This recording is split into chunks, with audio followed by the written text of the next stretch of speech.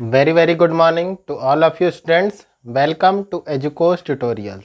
So in previous lectures I have discussed about the light and its dual nature, and I have also discussed about the reflection of light and its laws.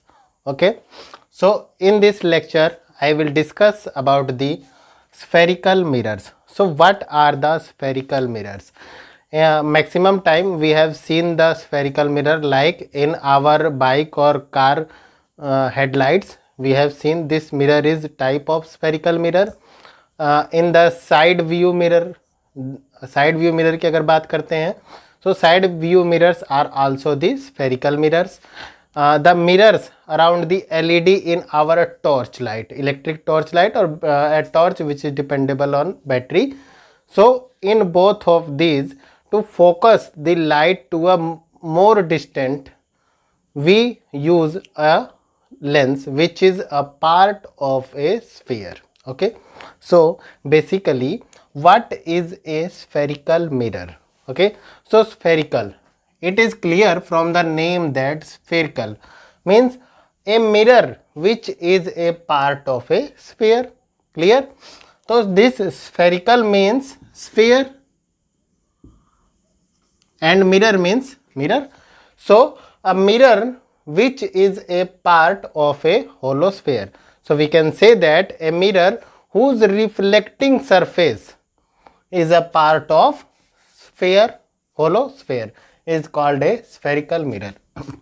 So we can write a definition as a mirror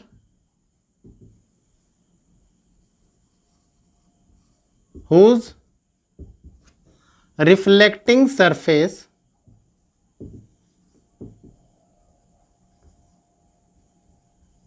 is a part of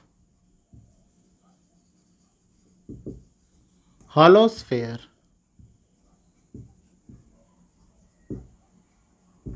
Clear?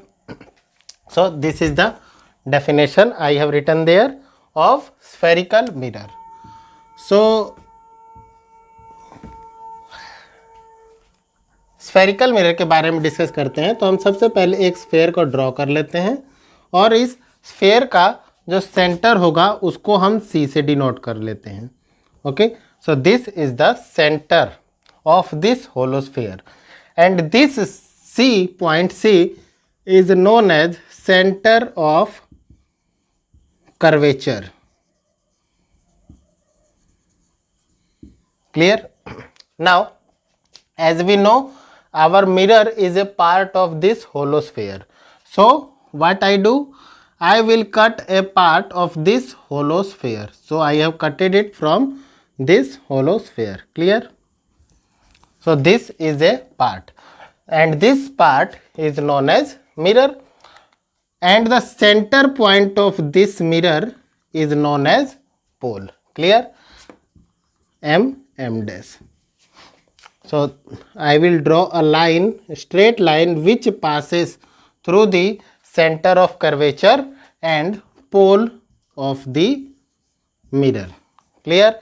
And this line which passes through the center of curvature and pole of the mirror is known as principal axis. Principal axis. Clear? तो इतना आपको clear है. अब इस condition में जो M dash है वो क्या है, इस कर्व्ड सरफेस का डायमीटर है, या बोल सकते हैं इसको मिरर का डायमीटर. सो ये जो एम डैश होगा इसको बोलते हैं अपर्चर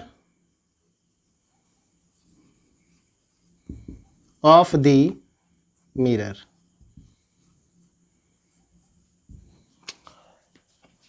सो आई होप कि जो बेसिक टर्म्स हैं वो आपको क्लियर है. जो उस होलो स्फेयर को हमने ड्रॉ किया था उसका जो सेंटर होगा उसको हम बोलेंगे सेंटर ऑफ कर्वेचर. इस कर्व्ड सरफेस का जो मिड पॉइंट होगा उसको हम बोलेंगे पोल. जो लाइन प्रिंसिपल एक्सिस और पोल से होकर जा रही है, जो स्ट्रेट लाइन, ओके, ये रिमेंबर रखिएगा, इस स्ट्रेट लाइन को हम बोलते हैं principal axis.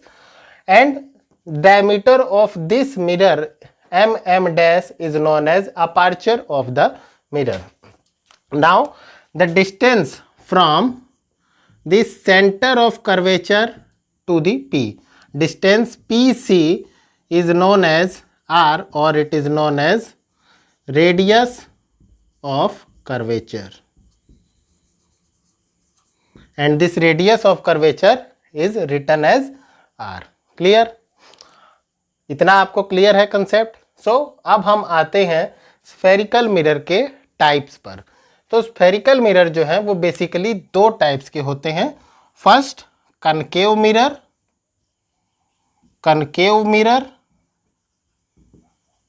And convex mirror. Okay, second type क्या है? Convex mirror.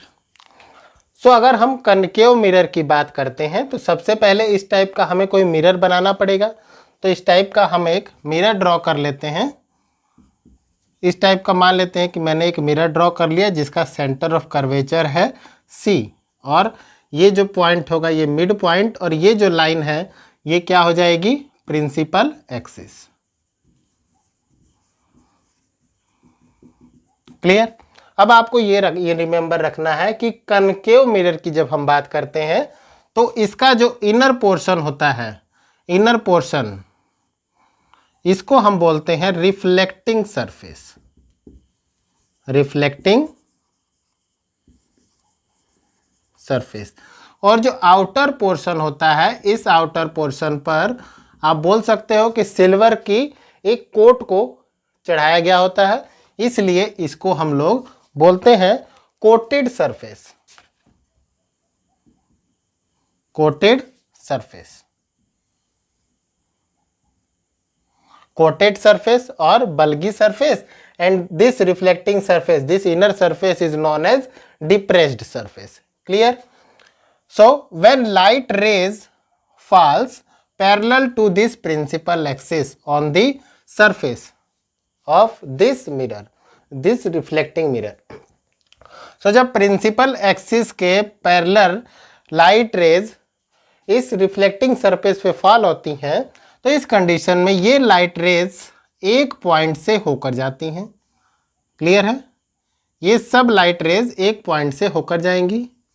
इसका मतलब क्या है कि ये लाइट रेज जो है किसी एक पॉइंट पर मीट कर रही हैं, और जिस पॉइंट पर ये मीट कर रही हैं इस पॉइंट को हम लोग बोलते हैं फोकस, और फोकस या प्रिंसिपल फोकस इसको बोला जाता है।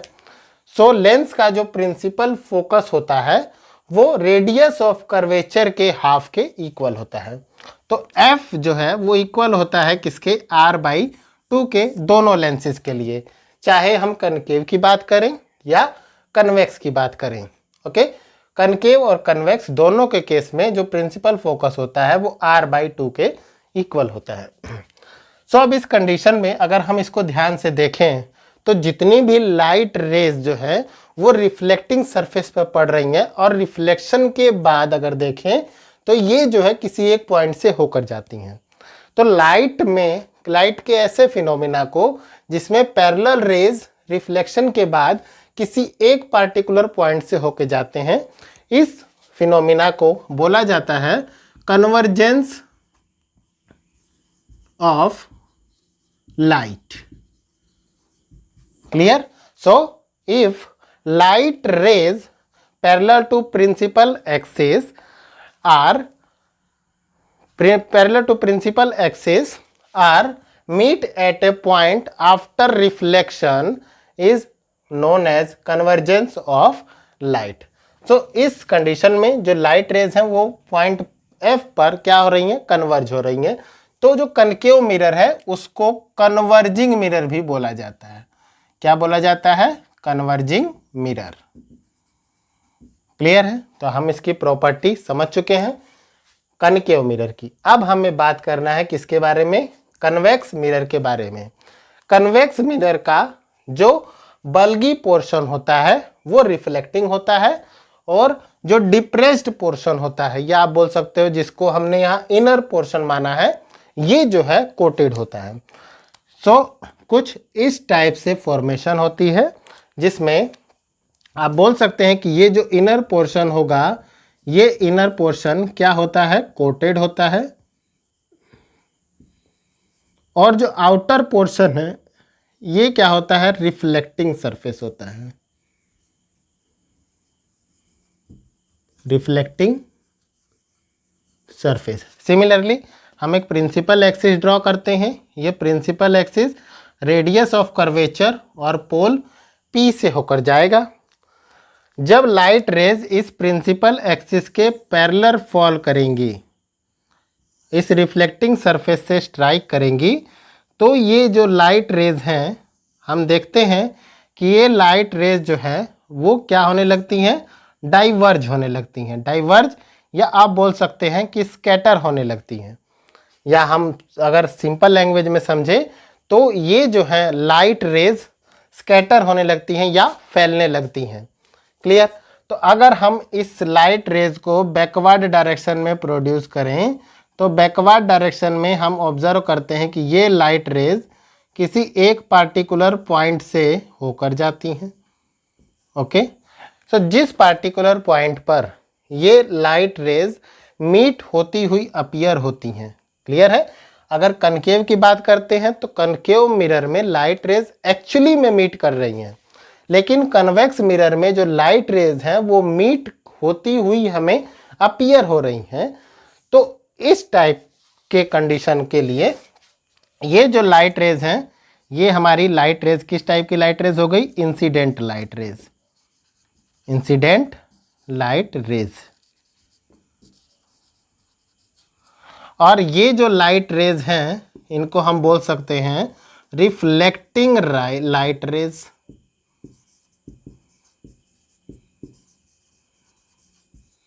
क्लियर है, रिफ्लेक्टिंग लाइट रेज। और ये जो है इस सेंटर ऑफ कर्वेचर से अवे या फोकस से अवे जा रही हैं। तो इस कंडीशन में अगर हम देखें तो हम बोल सकते हैं कि जो कनकेव मिरर है उसका प्रिंसिपल फोकस लेफ्ट साइड में होता है, जबकि अगर हम कन्वेक्स मिरर की बात करते हैं तो इसका जो प्रिंसिपल फोकस है वो राइट साइड में होता है। कनकेव मिरर में जो इमेज जो आप लाइट रेज हैं वो एक्चुअली में फोकस पे मीट करती हैं, लेकिन कन्वेक्स मिरर में जो लाइट रेज हैं वो जो है अपीयर होती हैं मीट होती हुई। सेकंड, कनकेव मिरर की बात करते हैं तो इसका बल्गी पोर्शन जो है वो कोटेड होता है और डिप्रेस्ड सरफेस जो है वो रिफ्लेक्टिंग होता है। कन्वेक्स मिरर की बात करते हैं तो इसका बल्गी सरफेस रिफ्लेक्टिंग और डिप्रेस्ड सरफेस जो है वो कोटेड होता है। तो ये बेसिक डिफरेंस है कनकेव मिरर में और कन्वेक्स मिरर में। और इनके इस बोल सकते हैं कि इस प्रॉपर्टी के कारण इनका यूज जो है वो भी अलग अलग होता है। तो मैं इस पोर्शन को रफ करता हूं। सो अगर हम यूजेस की बात करते हैं कनकेव मिरर और कन्वेक्स मिरर, तो दोनों के अपने अपने यूज हैं। और कनकेव एंड कन्वेक्स, ओके। सो हम यहां पर यूजेस को डिस्कस करने वाले हैं। सो मिरर के क्या क्या यूज होते हैं वन बाय वन हम लोग डिस्कस करेंगे। अगर कनकेव मिरर की हम बात करते हैं तो किसी भी इलेक्ट्रिक टॉर्च की अगर हम बात करें तो इलेक्ट्रिक टॉर्च में इसका यूज होता है, कनकेव मिरर का यूज होता है। ओके, सो टॉर्च में आपने देखा होगा कि जहां पर हमारा बल्ब या एलईडी लगी होती है उसके चारों ओर का जो सरफेस है वो रिफ्लेक्टिंग सरफेस होता है, और ये हेल्प करता है कि उस लाइट से, उस बल्ब से जो लाइट रेज निकल रही हैं उसको वो प्रिंसिपल एक्सिस के पैरेलल डायरेक्शन में फोकस कर सके। इससे क्या होता है कि जो लाइट की बीम है वो ज़्यादा दूर तक ट्रेवल कर सकती है, और उस टॉर्च की हेल्प से हम एक जो है लॉन्ग डिस्टेंस तक की चीज़ों को देख सकते हैं। इलेक्ट्रिक टॉर्च में आप बोल सकते हैं, या किसी भी कार, ट्रक, बाइक की हेडलाइट्स में, तो इन हेडलाइट्स ऑफ व्हीकल।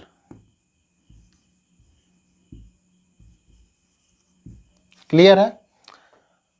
और इसके बाद जो है सोलर कुकर में भी, सोलर कुकर में भी किसका यूज किया जाता है, कनकेव मिरर का यूज किया जाता है। अगर आप सोलर कुकर को ध्यान से देखें तो उसका जो रिफ्लेक्टिंग सरफेस है कुछ इस टाइप से होता है, और यहाँ पर स्टैंड पर एक जो है बोल सकते हैं कि आप एक कुकर रखा गया होता है, और इस कुकर पे जो है कुछ इस टाइप से लाइट रेज जब इस सरफेस पे पड़ती है तो ये पूरी लाइट रे को क्या करता है कि इस कुकर पे इंसिडेंट करता है, जिसकी वजह से यहाँ पर कुकर के पास जो है इंटेंसिटी इंक्रीज हो जाती है, लाइट रे की इंटेंसिटी इंक्रीज हो जाती है और एक बहुत सारी हीट जो है वो एनर्जी के फॉर्म में रिलीज होती है, जिससे जो हमारा खाना है वो आसानी से पक जाता है या बॉयल हो जाता है। कन्वेक्स मिरर की अगर हम बात करते हैं तो कन्वेक्स मिरर अपने स्ट्रक्चर की वजह से एक लार्ज एरिया का व्यू जो है हमें विजिबल, लार्ज एरिया की जो है विजिबिलिटी करवाता है। तो अब इस कंडीशन में अगर हम किसी प्लेन मिरर को देखें तो प्लेन मिरर जो है एक थोड़े से एरिया को कवर करता है, जबकि इसका जो रेयर व्यू है वो प्लेन मिरर से बहुत ज़्यादा होता है। तो अब इसके इस प्रॉपर्टी की वजह से इसका हम अलग अलग जगह यूज़ करते हैं। जैसे फर्स्ट यूज़ की बात करें तो साइड व्यू कैमरा जो होते हैं उसके लिए भी, साइड व्यू कैमरा के लिए भी या साइड व्यू मिरर के लिए हम किसका यूज़ करते हैं, कन्वेक्स लेंस का यूज़ करते हैं, सॉरी कन्वेक्स मिरर का यूज़ करते हैं। सेकंड अगर हम बात करें तो किसी भी शॉप में हम जाते हैं तो शॉप्स में भी इसका यूज़ किया जाता है, किसके लिए, एम्प्लॉय और कस्टमर की एक्टिविटी पर नज़र रखने के लिए, ठीक है। In shops to see the activity of customer and employees के लिए भी हम किसका यूज करते हैं, साइड व्यू मिरर, किनमें भी किसका यूज करते हैं, कन्वेक्स लेंस मिरर का यूज करते हैं। अब क्या किया जाता है कि किसी भी जो है शॉप में उसके फ्रंट पोर्शन पे इस कन्वेक्स मिरर को लगा दिया जाता है, जिससे कन्वेक्स मिरर पूरी दुकान को कैप्चर करता है। और अब जब शॉपकीपर को पास बहुत ज़्यादा टाइम नहीं होता है तो वो केवल मिरर देख के हर एक एम्प्लॉय और कस्टमर की एक्टिविटी को ऑब्जर्व कर सकता है। ओके, सो आई होप कि ये लेक्चर जो है आपको वेल अंडरस्टूड होगा। अगर कोई भी डाउट है तो व्हाट्सएप और टेलीग्राम पर आप एजुकोस ट्यूटोरियल से जुड़ सकते हैं। ओके, सो अगर आपको ये लेक्चर अच्छा लगा है तो ज़्यादा से ज़्यादा लाइक करें, शेयर करें, सब्सक्राइब करें। Thanks to all of you, have a nice day.